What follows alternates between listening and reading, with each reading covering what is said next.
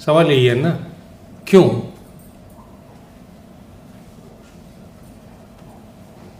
जब हर कोई बैंक शुरू करता है, जना बैंक, छोटे छोटे बैंक, बंधन बैंक, बैंकों का लाइसेंस दे सकता है, तो एलआईसी जिसके पास इस समय जो टोटल असेट्स हैं, असेट्स अंडर मैनेजमेंट, असेट का मतलब नहीं है कि वो एलआईसी की जागीर है, असेट अंडर मैनेजमेंट जिसको हम मैनेज कर रहे हैं, वो इस समय 46 लाख करोड़ हैं। तो इस कंपनी को क्यों एक बैंक शुरू करने की अनुमति आप नहीं दे रहे हो?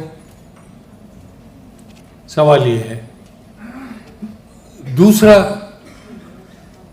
कि आपने दूसरे रेगुलेटर्स को देखा, सेबी, अदानी का इतना मामला चल रहा है, प्रॉब्लम्स लोगों के सामने आ रहे हैं। 2014 में ईडी ने एक लेटर लिखा था सेबी को कि हमको शक है कि अदानी के शेयरों में कुछ गोलमाल हो रहा है।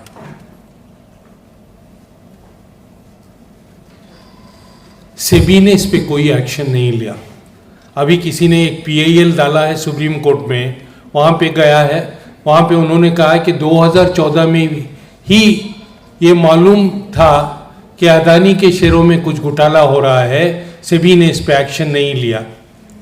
तो वो पीआईएल किसी ने सुप्रीम कोर्ट में डाला है, सुप्रीम कोर्ट क्या करेगी उस पर वो दूसरी बात है। मगर रेगुलेटर ने एक्शन क्यों नहीं लिया? क्यों नहीं लिया? क्योंकि 2014 के इलेक्शन के बाद जब आपको अहमदाबाद या गांधीनगर से दिल्ली जाना है ओथ लेने के लिए, आपको सरकारी फ्लाइट में नहीं जाना था, आप अदानी के हेलीकॉप्टर में जाते हो वहां पे। तो कौन सा रेगुलेटर इस पे एक्शन लेगा? तो हर रेगुलेटर का काम यही है कि वो जो सिस्टम है उसको प्रमोट करे, और वही आईआरडीए भी अभी कर रहा है, कोई इसमें इशू नहीं है। दूसरा सवाल है कि नॉन सिंगल प्रीमियम, इसको कैसा बढ़ावा दिया जाए? तो एलआईसी के पास 2 या 3 इश्यूज हैं जिसको अगर वो टैकल करे तो अपनी ग्रोथ हो सकती है। नंबर 1, बहुत सारी प्राइवेट कंपनीज अभी भी अर्बन एरिया में कॉन्सेंट्रेटेड हैं, सेमी अर्बन और रूरल एरियाज में उनकी प्रेजेंस उतनी नहीं है। तो हमारी जो स्ट्रेंथ है वो सेमी अर्बन और रूरल एरियाज में बढ़ानी है, और उन सेक्शंस को देख के एक प्रोडक्ट डेवलपमेंट करनी है। अभी आप टेबल 14, टेबल 26, 25, अभी कौन से टेबल हैं, 74, 75, इस पे नहीं जा सकते। अभी एक आदमी का क्या उसका ऑब्जेक्टिव है, उस ऑब्जेक्टिव लेकर अगर आप कोई ये प्रोडक्ट इंडिविजुअली डिजाइन कर सकते हो तो कर दो। तो ऐसा माहौल चल रहा है। तो जो rural area, semi urban areas हैं, इसको टैप करना है। और दूसरा, अगर बैंक के पास डेटा है तो एलआईसी भी कुछ डेटा जमा सकता है। एक सिंपल, इस बार 7 करोड़ लोगों ने इनकम टैक्स रिटर्न्स फाइल किए, और उस 7 करोड़ लोगों में सिर्फ 3 करोड़ लोगों ने इनकम टैक्स दिया। वहां पे एवरेज इनकम किसने कितना दिया उसका डेटा मिल जाएगा, उसको आइडेंटिफाई करके एलआईसी उसको कांटेक्ट कर सकती है। तो ये कुछ सजेशंस हैं जो हम एलआईसी को दे रहे हैं। और यहां चेयरमैन ही खुद काम नहीं करेगा, मैनेजिंग डायरेक्टर कुछ काम नहीं करेगा, इसके लिए ग्राउंड लेवल पे आके हमको भी काम करना है। इसीलिए हमने कहा कि अपना सारा जो बेनिफिट्स वो एलआईसी की ग्रोथ पे डिपेंड होता है, इसीलिए एलआईसी की ग्रोथ पे भी हमको कंसंट्रेट करना पड़ेगा। इसको अच्छा, नेक्स्ट जो सवाल है वो ये है कि आज हमारे सारे पॉलिसी बॉन्ड पोस्टल डिपार्टमेंट द्वारा छापे जा रहे हैं। क्या इसका मतलब यह नहीं है कि हम अपने पॉलिसी धारक का सारा डाटा पोस्टल डिपार्टमेंट को, जो कि सर एक इंश्योरेंस कंपनी फ्री में दे रहे हैं, सतना विषय। हाँ कॉमरेड, ये प्रॉब्लम है ही, और सवाल ये है कि आज बहुत सारे जॉब्स आउटसोर्स हो रहे हैं। ये सरकार की पॉलिसी है कि क्लास 4 जॉब्स पब्लिक एम्प्लॉयमेंट से हटा दो। लास्ट पे कमीशन की रिकमेंडेशन थी, जिसको सरकार ने एक्सेप्ट कर लिया, और इसीलिए मुझे नहीं मालूम कि आपके जोन में कितने क्लास 4 एम्प्लॉयज़ हैं। नॉर्दर्न जोन आपसे 3 गुना बड़ा है। सारे जोन में, नॉर्दर्न जोन में सारे डिविजनल ऑफिस और जोनल ऑफिस को मिला के एक भी परमानेंट सब स्टाफ नहीं है। तो जॉब्स आउटसोर्स हो रहे हैं, क्लीनिंग जॉब्स आउटसोर्स हो रहे हैं, गेस्ट हाउस मेंटेनेंस आउटसोर्स हो रहा है। जो कभी भी एक रेगुलर एम्प्लॉयमेंट होता था, हम केयर टेकर अपॉइंट करते थे। तो ये सारे इश्यूज हैं, और इसके बीच हमको कैसे काम करनी है, ये ऑर्गेनाइजेशन की इंजीनियरिटी, ऑर्गेनाइजेशन की टैक्टिकल ब्रिलियंस और ऑर्गेनाइजेशन जो स्ट्रैटेजी बनाती है, इस पे डिपेंड करता है। मार्केट कंडीशन के हिसाब से डिजिटलाइजेशन को अपनाना भी, इसमें सामंजस्य कैसे बिठाया जाए? प्रॉब्लम बहुत है कि मार्केटिंग और एडमिनिस्ट्रेशन को एक साथ लाना, यूनाइट करना, ये कोई आसान काम नहीं है।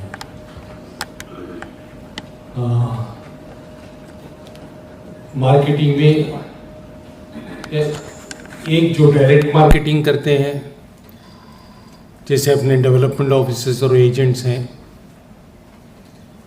और उनको एडमिनिस्ट्रेशन को एक साथ लाना काफ़ी मुश्किल काम है।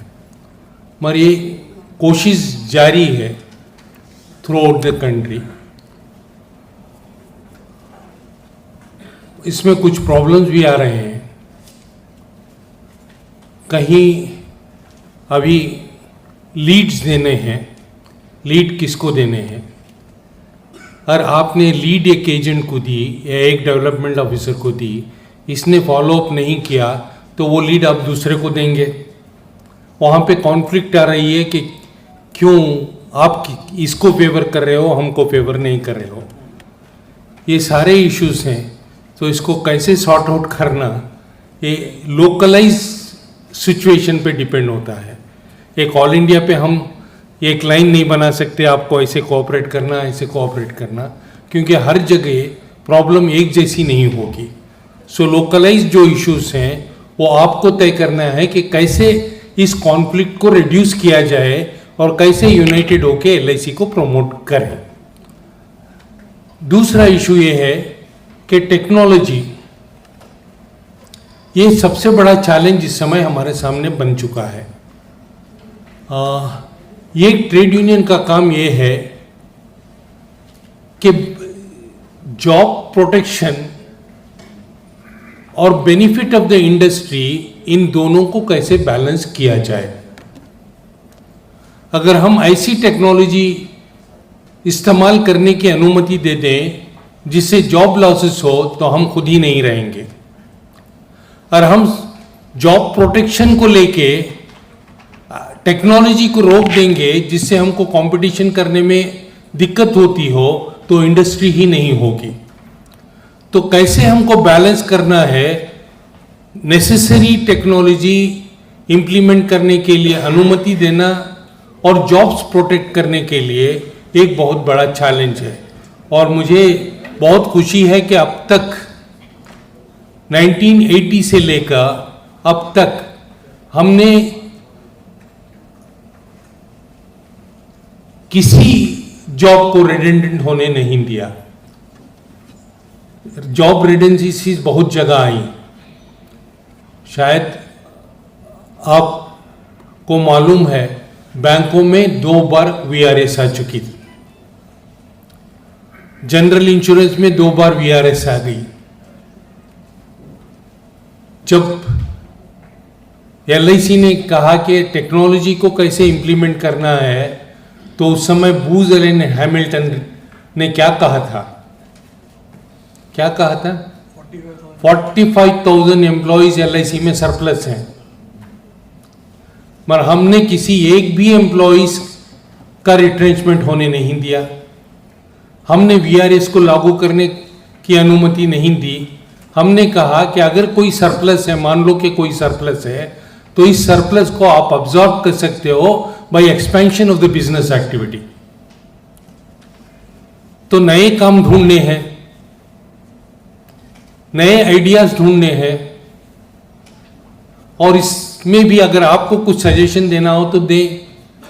या ये ने भी टेक्नोलॉजी पे एक कमेटी बनाई हुई है, उस कमेटी ने एक रिपोर्ट भी दी है, उस पर स्टडी हो रही है। तो उसके बाद हम LIC से चर्चा करेंगे कि और कहेंगे कि आपको कौन सी टेक्नोलॉजी की ज़रूरत है और कौन सी नहीं है। बस सवाल अच्छा, मगर IPO आने के बाद आप देख सकते हैं कि एटीट्यूड भी बदल गए हैं LIC में। क्योंकि सारा इशू ये है कि हम पॉलिसी शेयर होल्डर को कैसे ज़्यादा से ज़्यादा प्रॉफिट दें। शायद पिछले 3 वर्षों में भी एक भी इंफॉर्मेशन शेयरिंग सेशन नहीं हुआ है ना, एक भी इंफॉर्मेशन सेशन नहीं हुआ जहां हम LIC से पूछ रहे हैं कि आपका बिजनेस मॉडल क्या है, हमको बताओ, आप कितनी टेक्नोलॉजी यूज़ करना चाहते हैं, आप हम इसको बताओ। और पिछली बार जब AIA की डेलीगेशन मिली थी तो हमने बहुत ज़ोर से कहा कि आप कोई इम्प्लीमेंट करते हो फिर AIA को बताते हो ये नहीं चलेगा, हम इसको रोक देंगे। जल्द से जल्द एक इंफॉर्मेशन शेयरिंग सेशन बुलाओ और बताओ कि आपका बिजनेस मॉडल क्या है, कौन सा प्रोडक्ट आप बनाना चाहते हो, किस तरह से मार्केटिंग करना चाहते हो, कौन सी टेक्नोलॉजी यूज़ करना चाहते हो। तो फिर हम अपना सजेशंस इस पे देंगे और एक आप और हम दोनों मिलकर एक पॉलिसी तैयार करेंगे जिससे LIC को ग्रोथ हो, LIC को प्रोग्रेस हो। ये काम ये कर रहा है। भारत में निजीकरण के मुख्य कारण कौन से हैं? मैंने बताने की कोशिश की, कल प्रभात पटनायक ने भी वही बताया था कि उस समय भारत की पूंजीपति जो थे उनके पास इतना पैसा नहीं था कि वो इंफ्रास्ट्रक्चर में लगाएं। मगर न्यू लिबरलिज्म के चलते जैसे ही यहाँ पे ग्रोथ हुई, इस ग्रोथ का बहुत सारा हिस्सा इन पूंजीपतियों के पॉकेट में चला गया। 1947, 1951 में जो इंफ्रास्ट्रक्चर में इन्वेस्ट नहीं करना चाहते थे, आज वो कह रहे हैं कि हम इंफ्रास्ट्रक्चर में इन्वेस्ट करने के लिए तैयार हैं। अदानी, सारे एयरपोर्ट्स अदानी खरीद चुका है, सारे या तेल के जो कुएं हैं अंबानी खरीद चुका है, सारे जो कोल माइंस किसी न किसी इंडस्ट्रियलिस्ट वो खरीदना चाहता है। तो सवाल यह है कि जब इंडस्ट्रियलिस्ट के पास इतना पैसा है, जिसको हम कॉन्सेंट्रेशन ऑफ वेल्थ कहते हैं, इनके पास इतना पैसा है, तो यह पैसा कहाँ पे लगाएगा? उस पैसे को लगाने के लिए एक स्पेस छोड़नी है, और वो स्पेस कौन छोड़ेगा? दो तरह के कंपटीशन, कभी कंपटीशन नहीं रहता, कंपटीशन मोनोपोली बन जाता है, राइट? जिसको हम कहते हैं कि एक बड़ी मछली छोटी मछली को निगल जाती है, ऐसे ही एक छोटे बिजनेसमैन को एक बड़ा बिजनेसमैन खा जाता है। और आज इकोनॉमी की क्या हालत है? सारे के सारे जो इकोनॉमी के मेजर सेक्टर हैं, इस पे 2 या 3 लोगों का कंट्रोल है। आप ये हम सबके पास मोबाइल फोन है, आपके पास बताओ कि किसी के पास भारतीय मोबाइल फोन है? नहीं, सारे के सारे फॉरेन कंट्रोल मोबाइल फोन्स हैं, चाइना के, कोरिया के।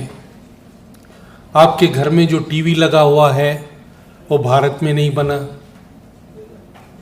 आपके पास जो एयर कंडीशनर लगा हुआ है वो भारत में नहीं बना। जो रेफ्रिजरेटर है वो भी किसी कोरियन और जापानीज या चाइनीज कंपनी का है। तो एक बिजनेस में जो है एक मोनोपोली की तरह डेवलप हो रहा है।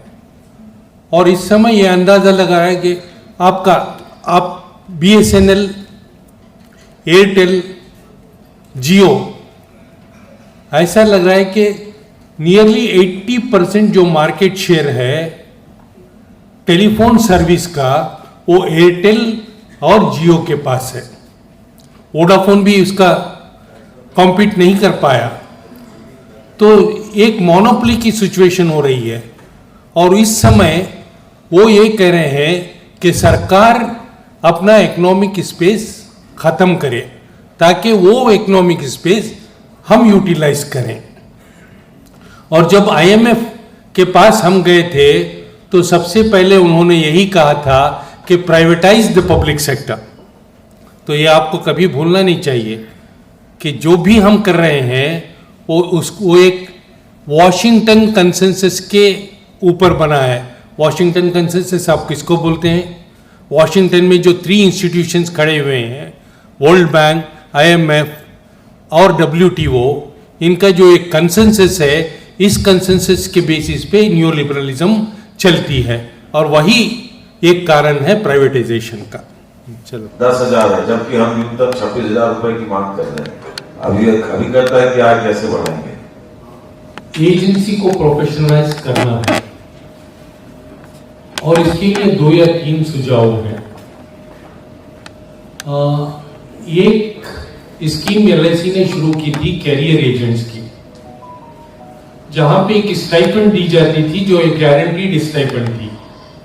और फिर बिजनेस करने के बाद वो जो बिजनेस के आधार पे उसका कमीशन तय होता था। तो अगर आपको एजेंसी प्रोफेशनलाइज करनी है तो एजेंट्स को गारंटी करना है कि एक मिनिमम इनकम आपके पास रहेगी। वो कितनी रहेगी, कैसी रहेगी, एक बिजनेस मॉडल पे डिपेंड करता है, जिस पे मैं चर्चा नहीं कर पाऊंगा। ठीक। LIC में सरेंडर के बढ़ते केस गंभीर चिंता का विषय है। इस पर काबू कैसे किया जा सकता है? पॉलिसीज क्यों सरेंडर हो रहे हैं? क्योंकि लोग प्रीमियम पे नहीं कर पा रहे हैं।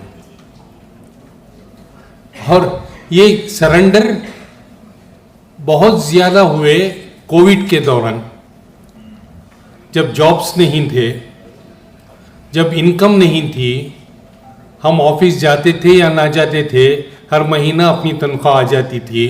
मगर बहुत सारे लोग जगहों पे ऐसा नहीं हुआ।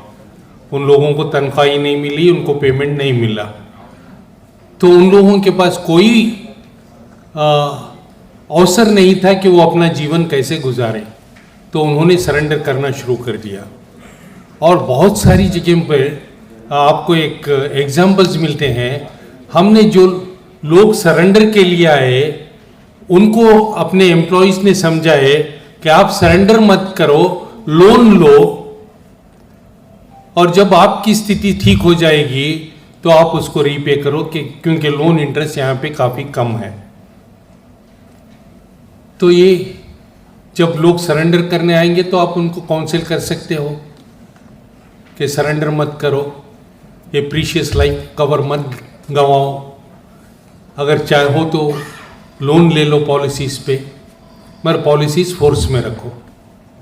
क्या वर्तमान सरकार की वजह से हमारे उद्योग के समक्ष चुनौतियां बढ़ रही है? ना कॉमरेड, ये किसी एक सरकार का सवाल नहीं है। जब न्यू लिबरलिज्म आया था तो बीजेपी सरकार में नहीं थी। नेक्स्ट सेशन खत्म कर दो, ये कर तो उस समय बीजेपी सरकार में नहीं थी, सरकार थी कांग्रेस की। फर्स्ट टाइम जो इकोनॉमी लिबरलाइज कब हुई, कल प्रभात पाटनायक बता रहे थे कि फर्स्ट टाइम जब हमने $5 billion special drawing rights IMF से लिया था, 1980 में इंदिरा गांधी उस समय से इकोनॉमी को लिबरलाइज करना शुरू कर दिया। और पहला लिबरलाइजेशन शुरू हुआ जब राजीव गांधी प्राइम मिनिस्टर थे और वीपी सिंह फाइनेंस मिनिस्टर थे।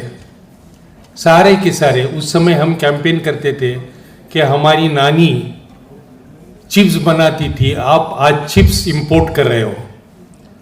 तो हर चीज़ें जो हम कर सकते थे उन लोगों ने इंपोर्ट करना शुरू कर दिया। और जब हर चीज़ आप इंपोर्ट करना शुरू किया तो कुछ मिडिल क्लास के लोग काफ़ी खुश थे कि हमको जो नहीं मिल रहा है वो मिल रहा है। मगर बाई 1990 एक सिचुएशन ऐसी खड़ी हो गई कि हम जो इंपोर्ट कर रहे थे वो एक्सपोर्ट से बहुत ज़्यादा था, हम पेमेंट नहीं कर पा रहे थे इंपोर्ट की। तो इसीलिए फिर हमको IMF के पास जाना पड़ा, अपना गोल्ड गिरवी रखना पड़ा, तो IMF से लोन लेना पड़ा। फिर ये पॉलिसी शुरू हुई। तो सिर्फ बीजेपी नहीं है, सारे रूलिंग क्लासेस जिसको हम कहते हैं कि जो कांग्रेस की पॉलिसी थी वही बहुत हद तक यूनाइटेड फ्रंट की पॉलिसी थी, बहुत हद तक जो दूसरे सरकार आए, वाजपेयी आए, फिर जो पॉलिसी में कोई बदलाव नहीं हुआ। बदलाव इतना हुआ कि कांग्रेस की जब सरकार थी तो वहाँ पे वो कुछ डेमोक्रेसी पे यकीन रखती थी जो अब की सरकार नहीं है। ये देख लो, इंश्योरेंस लॉस बिल और LIC अमेंडमेंट एक्ट, हमने फोर्स किया कि वो पार्लियामेंट्री कमेटी को जाए, वहाँ पे चर्चा हुई, कुछ सजेशंस उन्होंने हमारे माने। ऐसा जो स्पेस था वो बीजेपी की सरकार में बिल्कुल खत्म हो गया। आज कोई पॉलिसी, बजट 40 लाख करोड़ का बजट देते हो, उस पर डिस्कशन ही नहीं होता, कौन रेस्पॉन्सिबल है कौन नहीं है। तो बीजेपी के दौर में ये पॉलिसी जो न्यू लिबरलिज्म की थी वो एक बहुत अग्रेसिव हो गई। और दूसरी बात जो है, जो पहले नहीं थी, जो क्रोनी कैपिटलिज्म था वो बहुत बढ़ गया। क्योंकि सरकार की पॉलिसी ये है कि हम आइडेंटिफाई करें 2 या 3 बिजनेस हाउसेस पे और उन बिजनेस हाउसेस को सारी हेल्प करें कि वो इकोनॉमी की ग्रोथ करे। इसीलिए अदानी एक जो रिटेल मर्चेंट था आज वो दुनिया का बहुत मालदार शख्स बन गया। तो जो क्रोनी कैपिटलिज्म और aggressive implementation of new liberal policy, जो लोगों की ओपिनियन को नहीं मानते थे, ये प्रॉब्लम आज आया है। जब मैं एक बात, पहला जब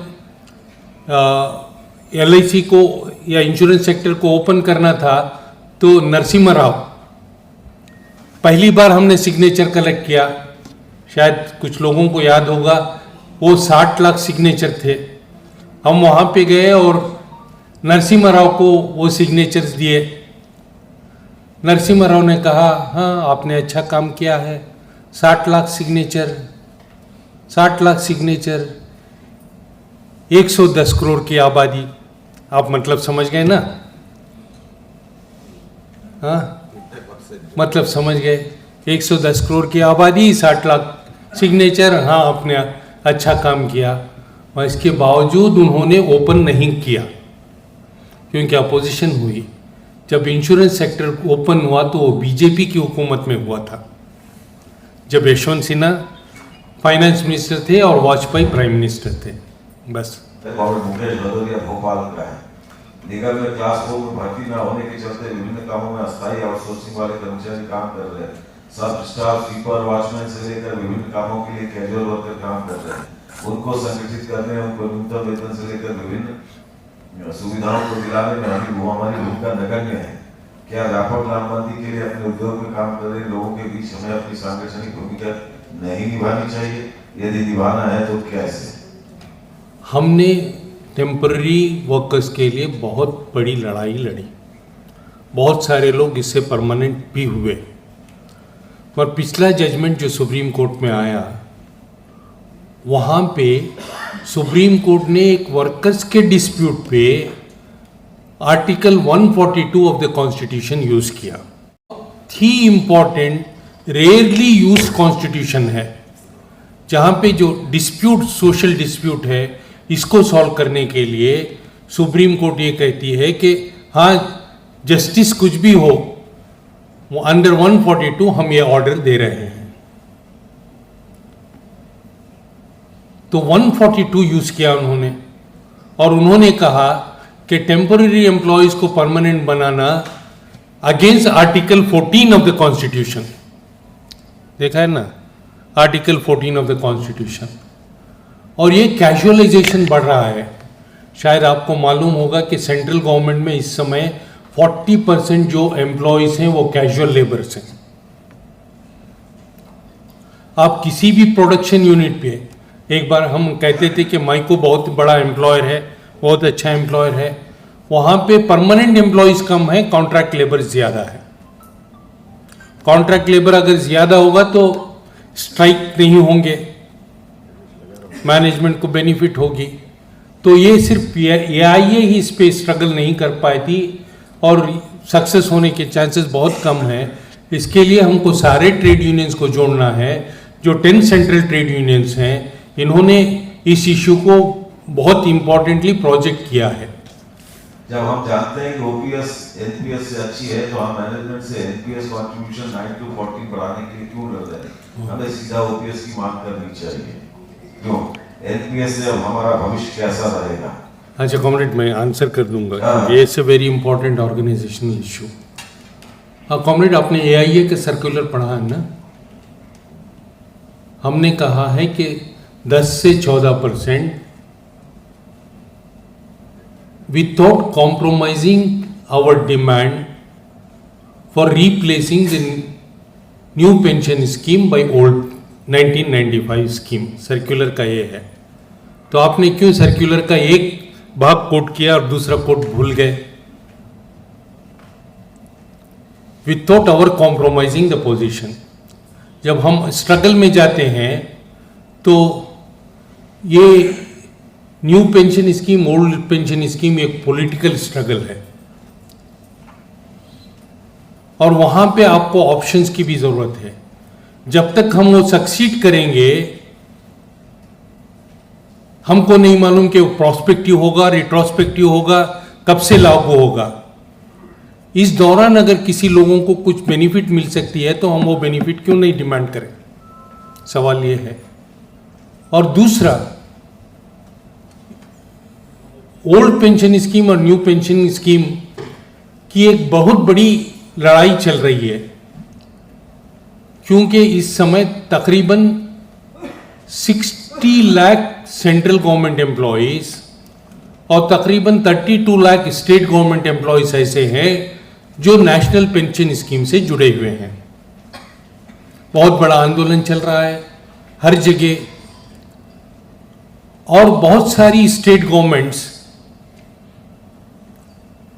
इस आंदोलन के दबाव में आकर उन्होंने फैसला किया है कि उनके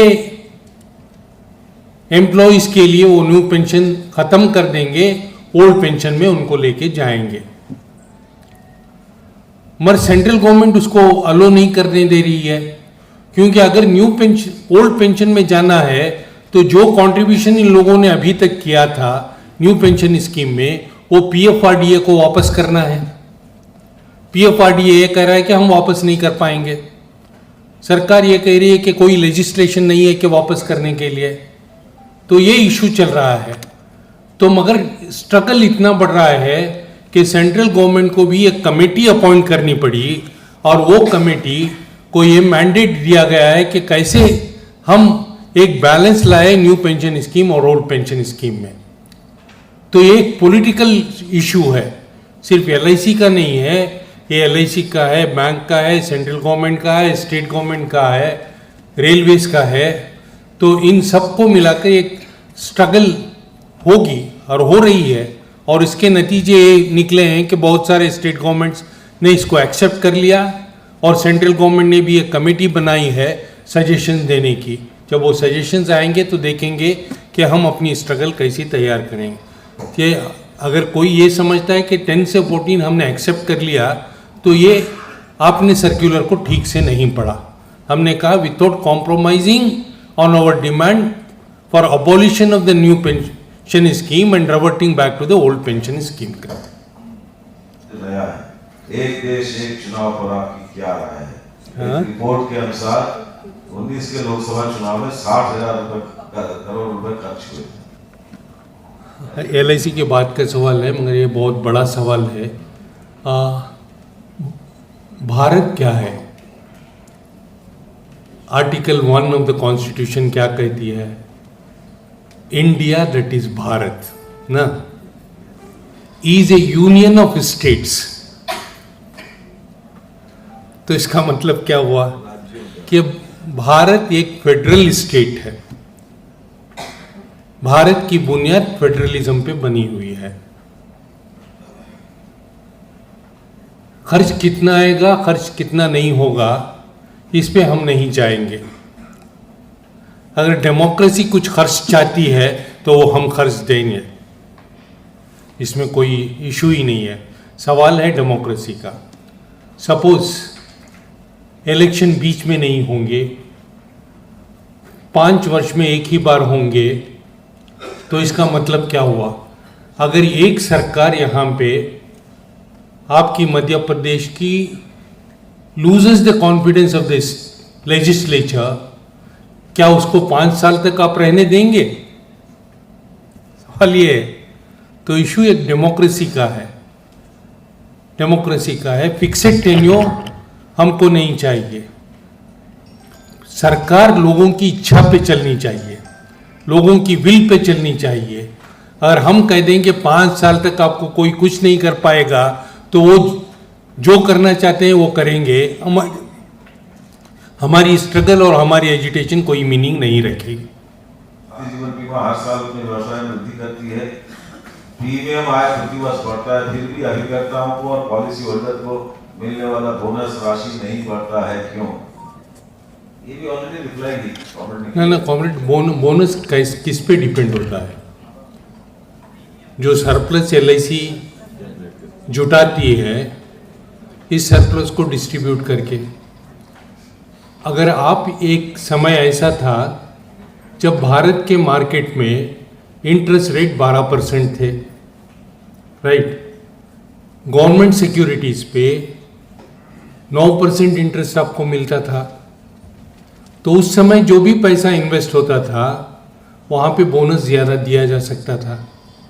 अगर वही इंटरेस्ट रेट घट के 5% हो गया तो वो बोनस रेट कैसे आप रिटर्न कर पाओगे? तो bonus rate depends upon the earning of the institution ना। वही इंटरेस्ट, वही बोनस रेट हमको मेंटेन करना है तो हमको अपने पॉकेट से पे करनी है। It depends upon what is the income of the corporation, how much the corporation earns. और मैं ये भी बता दूं कि इसके बावजूद जो बोनस रेट्स हैं वो सबसे कॉम्पिटिटिव रेट्स LIC के हैं मार्केट में। वर्तमान में सार्वजनिक क्षेत्र से उत्पन्न सोशल कैपिटल की प्रासंगिकता क्या है? राज्य ने इसकी उपेक्षा क्यों की? यह बाजार और पूंजीवाद को किस प्रकार प्रभावित करता है? राजनाथ सिंह वगैरह। ये कॉमरेड, मैंने जब मेरा सबमिशन कंक्लूड किया तो मैंने कहा कि क्यों हम पब्लिक सेक्टर को सपोर्ट करते हैं। मैंने 4 रीज़न बताए कि पब्लिक सर्विसेज, दूसरा रिड्यूसिंग द रीजनल इनइक्वालिटीज़, तीसरा मैंने बताया कि रिड्यूसिंग द इनकम इनइक्वालिटीज़, और चौथा मैंने बताया कि investment by the government improves the life of the people and increases the capital. LIC में मैनेजमेंट द्वारा कर्मचारियों के ऊपर लगातार शिकंजा कसा जा रहा है, जैसे कॉन्ट्रैक्चुअल साइन आउट, लीव का काम किया जाना, लीव एप्लीकेशन नियमानुसार प्रस्तुत करने इत्यादि के लिए दबाव डालना। ये लिखा नहीं है दबाव डालना, इत्यादि इसके उदाहरण है। साथ ही क्लास 1 को तुलनात्मक रूप से ज्यादा लाभ दिए जा रहे हैं, जैसे फर्नीचर रियंबर्समेंट, मोबाइल हैंडसेट आदि आदि। क्या मैनेजमेंट में हमारा डर खत्म हो गया है या लगातार हम कमजोर होते जा रहे हैं?